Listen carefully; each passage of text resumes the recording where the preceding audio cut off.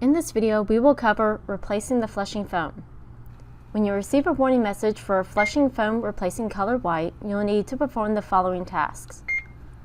First, ensure that you have the proper supplies needed to perform the replacement task. You'll need the pair of gloves that come with the printer or inside some of the consumables during replacement, or you may use your own preferred latex gloves. You'll need cleaning solution part number BGCX40E002K0052. You'll need a paper towel or napkin to use as a base to set under the cleaning cup for pouring the solution, or also for later while working at the printer for spill protection. If the printer is prompting for both white and color replacements, you'll need 2 flushing foams, which is normally what will come in one replacement pack. If you do not have the flushing foams, you should contact your dealer or their parts department to purchase a set. The part number for the flushing foam replacement is SB70060001. In addition, you will need some cleaning sticks that came in the starter kit. These are known as Cleaning Stick R type cleaning stick. They are part number SB70080001. You should only need a few for this operation. You'll need the cleaning cup that came with your printer in the accessory box. This is part number SB6925001. Take the cap off the cleaning solution bottle and pour the cleaning cup 3/4 of the way full. Then store the bottle for later use and move the other supplies near the printer.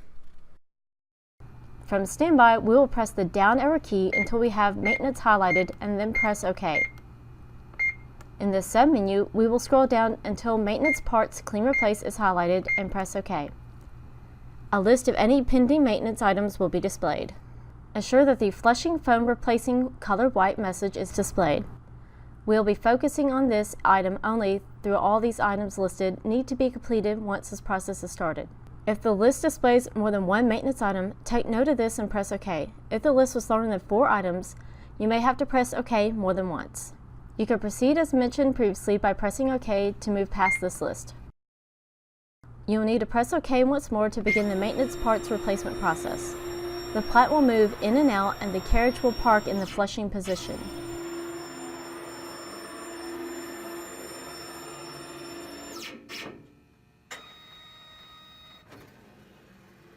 You'll be notified that you have 20 minutes to complete any pending items for the maintenance process, inclusive of the flushing foam replacement we will be focusing on in this video.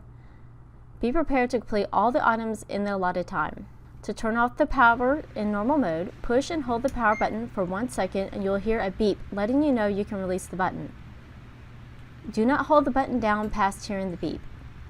Once the power has been turned off, we can open the lid of the printer to gain access to the maintenance station area and the flushing foams. Before proceeding to exchange the flushing foams, it is best to always look at the internal area of the printer in regards to the back CR rail, rollers, and guide shaft to judge the level of ink mist buildup they may have, and if it is time for periodic maintenance. There's a separate video for cleaning the internal area of the printer, which this information is also located in the manual. This is only a reminder of this instance for being a good time to check the ink mist buildup in your machine. After checking the internal areas of the printer, take the carriage and slowly move it to the right past the flushing receivers so that you have access to both the receivers. With a cloth prepared, reach in and squeeze the receiver arms and lift straight up, immediately placing the cloth underneath to prevent any ink droplets from falling. Place the cloth and tray with foam onto the prepped working area with a staged cleaning cup, cleaning sticks, and replacement foam. Flip the tray over onto the cloth or flip the foam out of the tray and prepare a swab with cleaning solution. Take the swab and begin cleaning the inner part of the tray where the waste ink drains. Ensure that the bottom hole is always free and open for ink to pass through and that the tray can drain easily. If there is any excess ink or debris on the outside of the receiver, be sure to look for and clean that as well, especially around the top where the print heads pass over the receivers. The drain hole in the receiver should look free and clear of debris like this one. With your receiver prepped, you may now take and insert it in the directions shown back into the maintenance unit. Be sure that each arm piece hooks over the notch. We'll now repeat this process for the CYK side flushing foam.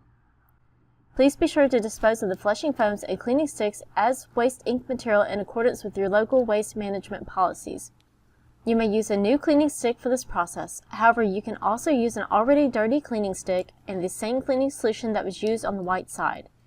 With your receiver prepped, you may now take and insert it in the directions shown back into the maintenance unit. Be sure that each arm piece hooks over the notch. Before putting the flushing foams into the receivers, take the waste cleaning solution and dispose of it by pouring it into each flushing receiver. This will help keep the receiver moist and make it easier to clean in the future. You may now take the replacement foam and insert it into the receiver. Ensure that it is flush and not bent or askew in any way that causes it to stick up and possibly touch the printhead. With both foams replaced and the receivers resting appropriately in the maintenance unit, we can now close the lid. We now can power the machine back on to clear the maintenance prompt for replacement. A head cleaning will automatically be performed to refresh the heads after being undocked. If you need additional support, please fill out our web form at brotherdtg.com/help for further assistance.